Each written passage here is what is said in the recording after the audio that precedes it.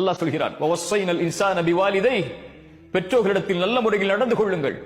சிரமத்தின் மேல் சிரமப்பட்ட அந்த தாய் அவனை சுமந்திருக்கிறாள், அவளை சுமந்திருக்கிறாள்.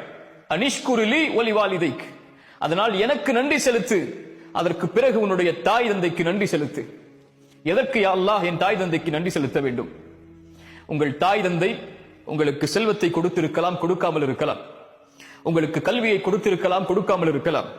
உங்கள் மீது சொத்துக்களை சேர்த்து வைத்திருக்கலாம், சேர்த்து வைக்காமல் இருக்கலாம். உங்களை நல்ல முறையில் பராமரித்திருக்கலாம், பராமரிக்காமல் இருக்கலாம்.